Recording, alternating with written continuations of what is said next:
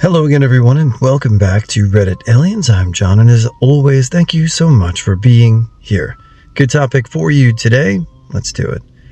What's a moment in your life that you can't explain, even though you've replayed it in your mind a bunch of times? Please remember to like, share, hype, listen, and ask for shoutouts, and then subscribe.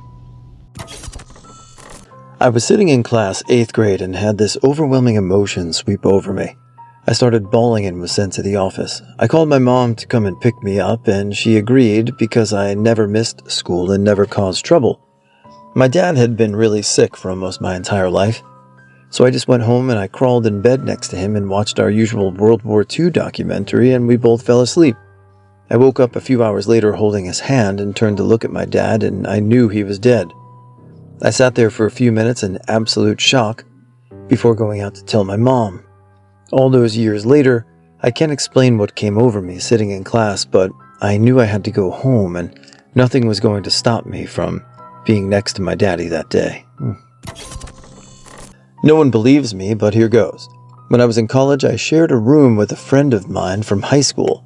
One night I was sleeping and had a dream where he and I were on this huge pile of garbage searching for something.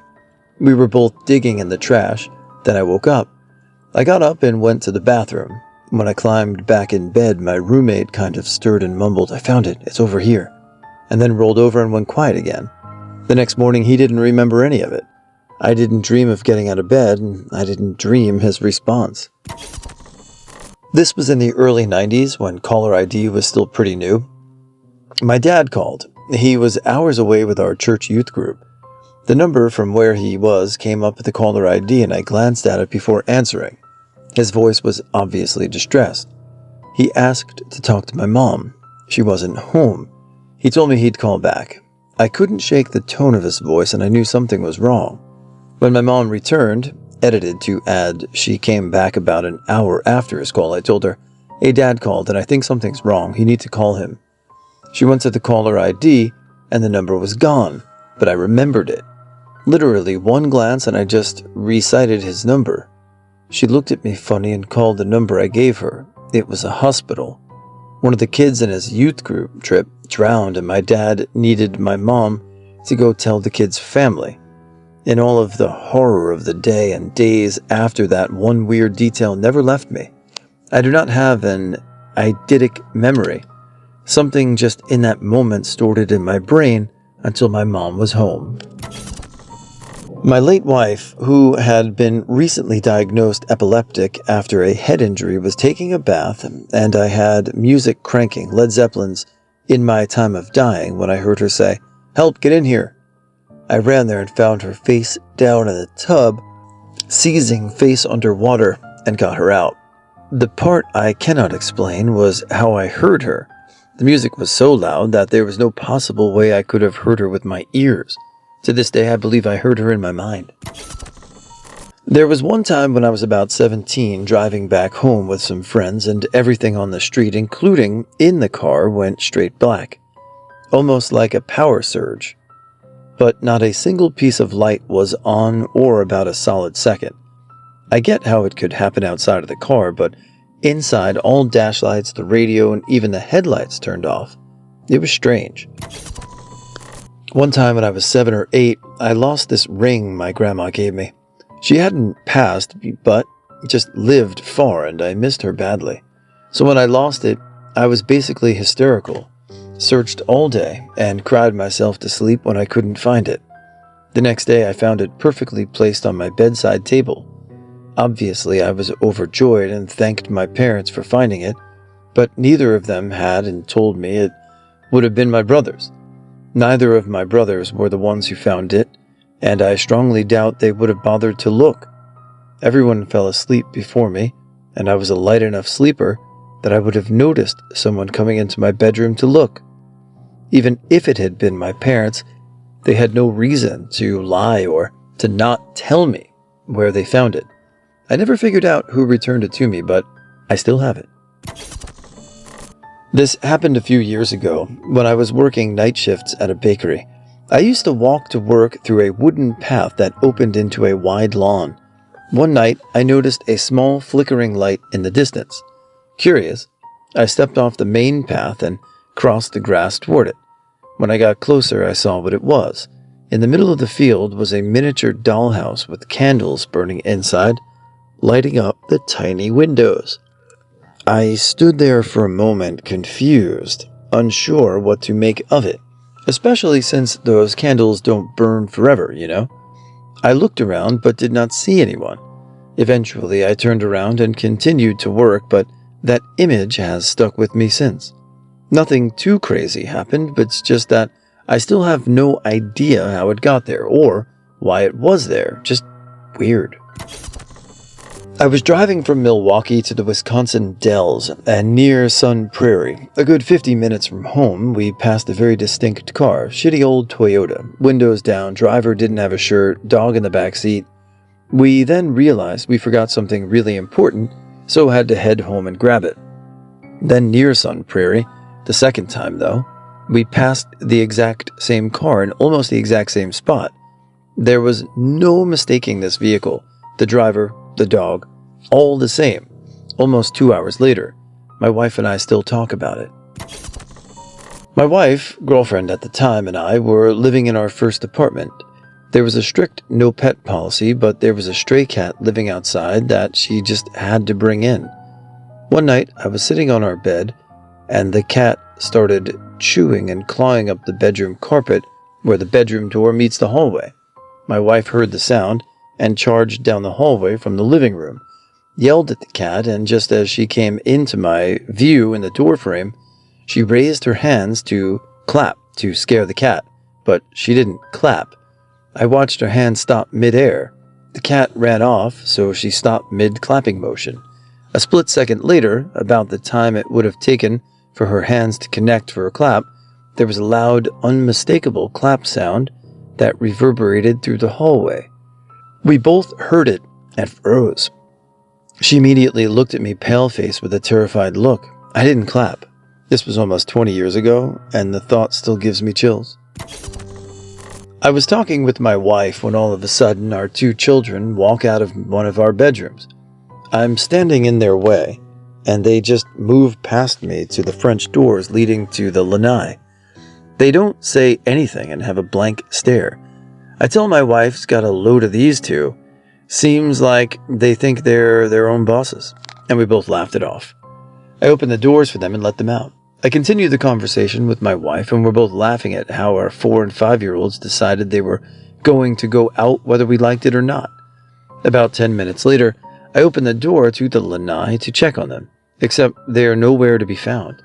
I go to the backyard and I'm in a panic because I'm thinking they were off to cross the street or something. Meanwhile, my wife goes to the front yard to see if they are out there, and there's no trace of them. Finally, I go to one of the rooms and open the door. I see both of them sitting on the bed playing with their toys. I'm so confused because to come back in, they would have had to open the door where I was standing in front of. So I ask my eldest, "Hey, how did you guys get back in?" And he says, "Get back in from where? We've been here playing in the room this whole time." All right, good morning, everybody. Want to give a shout out to Ward Bertram Helmsley today. Thank you for your support. Also, again, a continued thank you for all the well wishes you guys sent. I shared them with my family, and it was very well received. So again, thank you guys very much. We're doing okay. You know, it's a tough time, but everything's looking up. Anyway, so again, thanks again, and see you tomorrow.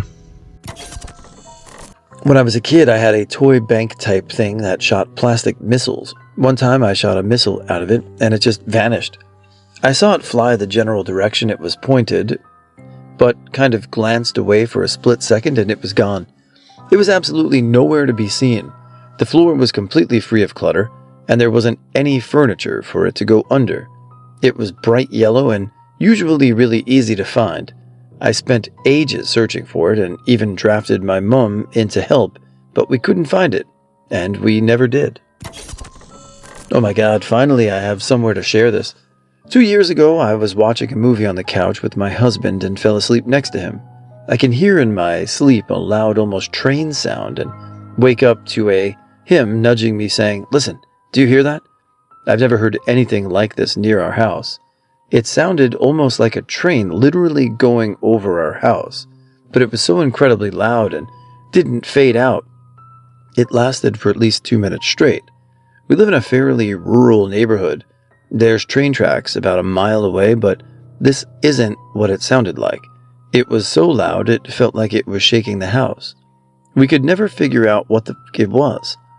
It couldn't have been a jet or anything because it went on for so long.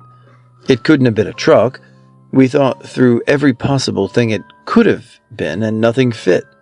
We were so stunned and freaked out that we couldn't even move or say anything the entire time, but I wish I had gone outside to see what it was.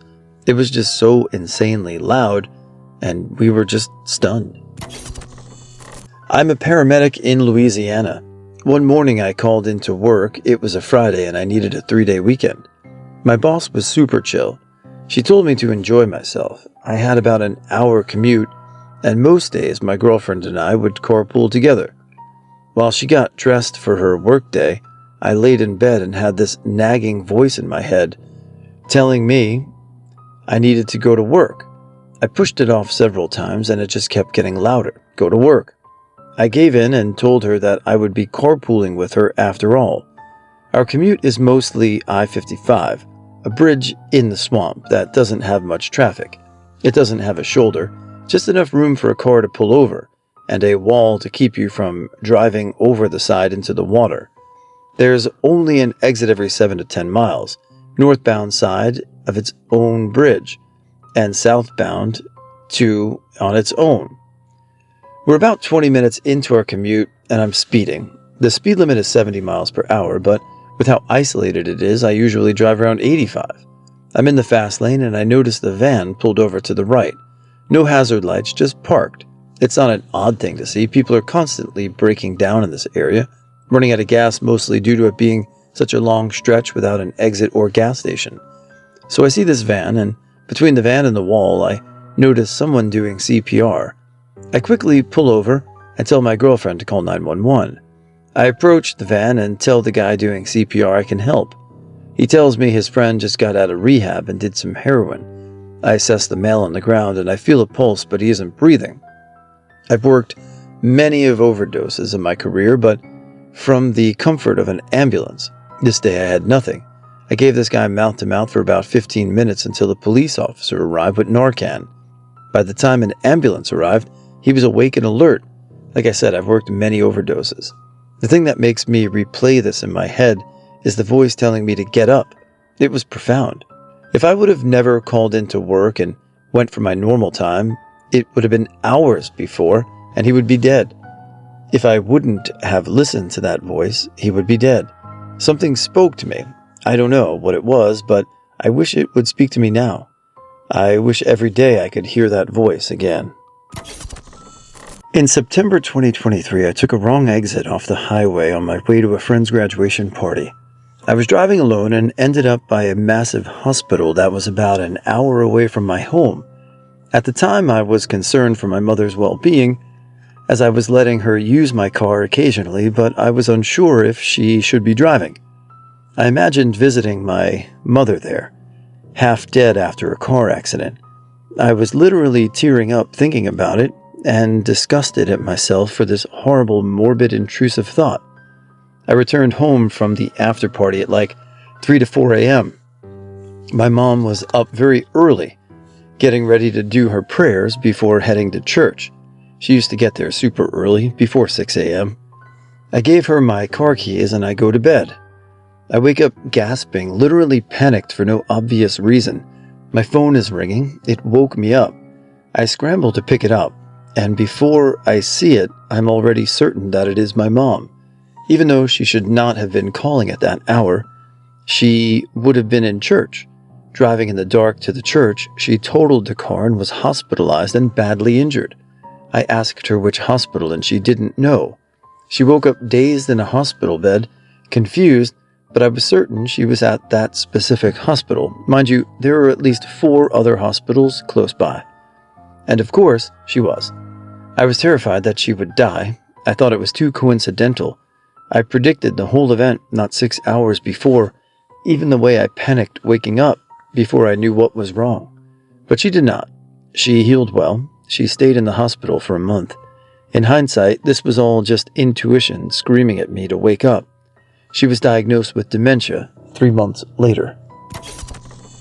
When I was in college, I liked to go to Five Guys for food before work. I was pretty routine. Went about the same time and always been to the bathroom right before I left on my way to work. The bathrooms were down a long hallway in the back and were each single-person bathrooms, one for each gender. The bathroom door had 2 locks, a handle lock and a chain lock, which I always found somewhat odd. Anyways, one particular day I was there and the place was pretty dead. I'm going to the bathroom right before heading to work. So I walk down the long hallways and I try to open the bathroom door. It opens, but then catches on the chain lock. I instantly let the door lock and say sorry. I stood there for a second thinking, who would only lock the door with the chain and lock and not the handle? As I'm standing there, I don't hear anything. No response, no, why'd you open my door, which I thought was odd. I really had to go, so I went ahead and knocked apprehensively. No answer. I started thinking, I wonder if some shithead little kid chained the lock on the door and then squeezed out just to screw with people. After another minute of hearing nothing, I slowly open the door again until it catches on the chain. I can see the toilet in the diagonal corner and the sink with a mirror in the corner closest to the door opening, which with the mirror allows me to see the corner behind the door. 2. I don't see anyone at all, but I say hello. One more awkward time. Nothing. I can see 3 of the 4 corners in the tiny, brightly lit bathroom, and have heard no responses. So I figure my guess on a kid locking the chain was right, and decide to reach in and start trying to unchain the door so I can piss and get to work. Just as I'm reaching in, my whole arm now in the bathroom and reaching around the door, a goddamned hand reaches forward from the single corner I can't see and flushed the fucking toilet. I noped out of there so fucking fast, ran to the door and didn't stop until I got to my car. I didn't go back to that Five Guys for a very long time. Who doesn't say something in that situation? When we bought our house, there was a basketball hoop in the driveway. The previous owner came and picked it up not long after we bought because we didn't want it. His son used to shoot ball in it. About 5 or 6 years later, my daughter told me one morning that Summer was bouncing a basketball in the driveway during the night. Her bedroom is on the driveway side. Now, we live in the country. I only have a neighbor, and his house is quite far, and he's in his 70s. I told my daughter. She must have been dreaming. Next morning, she told me again she heard a basketball bouncing. I thought it was strange, but forgot about it. About a month later, my neighbor told me the son of the previous owner died suddenly. I asked him when exactly. He told me it was pretty much exactly when my daughter heard the basketball. Never heard it before or since. One day my mom picked me up from the kindergarten as usual. As soon as we got home, I went straight to the room I shared with my brother and turned the lights on. This was highly unusual behavior since it was still daytime, and we'd normally take our jackets and shoes off the first. There was a small chandelier in the room with 3 incandescent light bulbs, each encased in a larger glass globe that diffuses the light. The moment I turned the switch on, every single one of those bulbs and globes exploded and shattered. Such bulbs would usually die due to the wolfram filament burning out, which would only cause the bulb to go dark and develop a singed spot. All these bulbs shattered with such force that they managed to also blow up the much thicker glass surrounding them. Thankfully, no one was in the room or got hurt. We kept the chandelier, and nothing like that happened since 30 plus years later. I still can't explain what compelled me to do that, and I would wonder if it was some kind of instinct that helped prevent more serious consequences. I every once in a while have very vivid deja vu. Places I've never been and situations I've never been in before happen in my dreams, and then it happens in real life. One specific one I remember was in high school. I had a dream I was standing in a group with people of different ages and races, and we were just waiting and talking. One person was sitting on an overturned white construction bucket, wearing shorts and white shoes. There was grass and a white object I couldn't place. Then the dream was over. A couple months later, we're at band camp. The people I'm with are my section mates. There was no instruments visible in the dream, but we were on a water break. You typically leave them somewhere else. They're all just talking and I'm just listening, or so I look down and there it is, my déjà vu. One of the girls is sitting on a bucket. It's summer, so she had shorts on, and one of our props is laid out for use in a few moments, a white tarp. I immediately try to tell everyone I'm having a super crazy déjà vu. We talk all the time on a field. No, it's exactly the same. Sure. This has happened a few times, and I usually just keep it to myself. Sometimes I wonder if I can predict the future. It's so accurate, but it's just too infrequent. During summer, when school was out, I used to like to stay up late. In the middle of the night one night, I had to go to the bathroom. I heard my radio turn on while I was washing my hands. Couldn't have been my parents, because if they had gotten up, they'd go right past the bathroom to get to the living room. So I get back out in the living room, and my radio was blaring with no one around. What made it weird was my boglin, a rubber monster puppet, was perched on top of the radio when it was nowhere near it when I left the room.